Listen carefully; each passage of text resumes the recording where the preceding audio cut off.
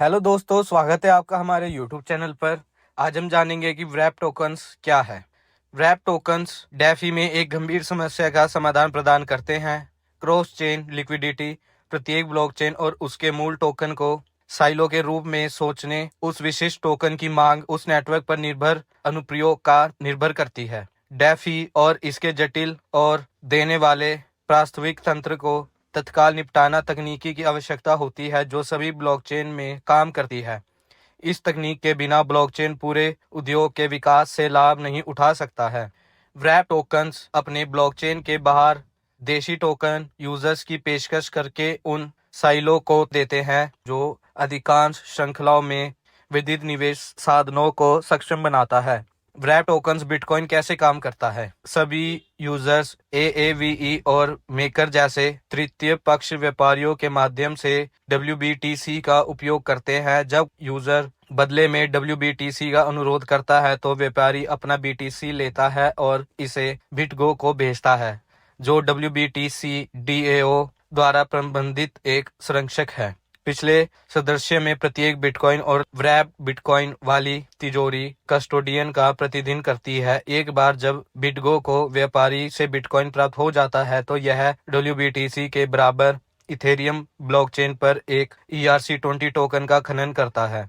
यह टोकन मूल्य बिटकॉइन का एक स्मार्ट अनुबंध प्रतिनिधित्व या IOU ब्रीफकेस है। कस्टोडियन तब WBTC को व्यापार को भेजता है जहां यूजर्स लेनदेन को अंतिम रूप देते हैं। आमतौर पर इस अंतरांतरण में कोई व्यापारी शुल्क नहीं है क्योंकि वह केवल BTC के लिए DWBTC के आदान प्रदान के लिए शुल्क लेते हैं। यूजर्स इथेरियम ब्लॉकचेन पर DWBTC को संधारित करने में उपयोग किए जाने वाले किसी भी गैर शुल्क के लिए जिम्मेदार होगा।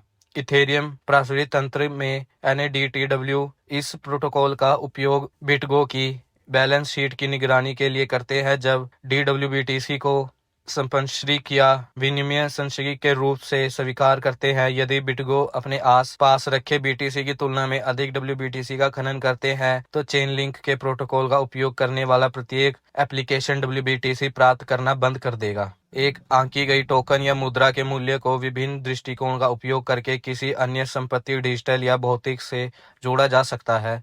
क्योंकि कस्टोडियन लिपटे हुए टोकन को अन्य क्रिप्टो परिसंपत्तियों के मूल्य से जोड़ते हैं, वह आंकी गई मुद्रा वर्गीकरण के अतिरिक्त होते हैं, लेकिन वह USDT जैसे स्थिर कॉइन्स को एक लिपटे टोकन के रूप में वर्गीकृत नहीं करते हैं क्योंकि यह ऑफ चेन कैश रिजर्व में अमेरिकी डॉलर के लिए इसका मूल्य रखता है और लिपटे टोकन के विपरीत इन भंडारों का स्वचालित प्रोटोकॉल के माध्यम से ऑडिट नहीं किया जाता है। WBTC को BTC के समान मौलिक नहीं माना जाना चाहिए। यह आम गलत धारणा है। कई लोग संकट की घटनाओं में पैसे खो देते हैं। ब्रीफकेस IOU का मूल्य 3 बातों पर निर्भर करता है: जीविका की गुणवत्ता और तिजोरी की अखंडता, और ब्रीफकेस इसे एक साथ पकड़े हुए। इस तरह से लिपटे टोकन को विश्वास की 3 परतों की आवश्यकता होती है जिसकी मूल्य टोकन को आवश्यकता नहीं होती है। तो ऐसा लग सकता है कि दोनों का एक समय के लिए बराबर मूल्य है, लेकिन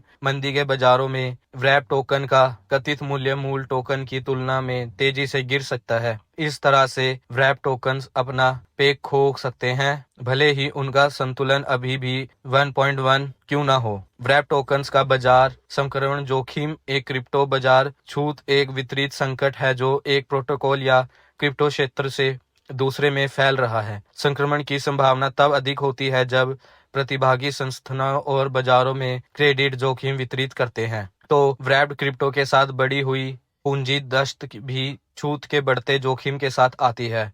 उदाहरण के लिए, यदि तिजोरियों का प्रबंध करने वाला एक प्रोटोकॉल विफल हो जाता है तो उनके लिपटेड टोकन या IOU ब्रीफकेस का उपयोग करने वाला हर दूसरा एप्लीकेशन संभावित तरलता संकट के संपर्क में आता है। इस प्रकार का क्रेडिट संक्रमण पूरे क्रिप्टो चक्र में कई बार हुआ है। वह मुख्य रूप से USDT और UST जैसे स्थिर कॉइन्स की आवश्यकता विफलताओं से जुड़ते हुए हैं। इन पिछले प्रकारों के बावजूद हमें भी तब प्रूफ ऑफ रिजर्व प्रोटोकॉल द्वारा ऑडिट किए गए व्रैप टोकन वॉलेट की विफलता को देखना बाकी है।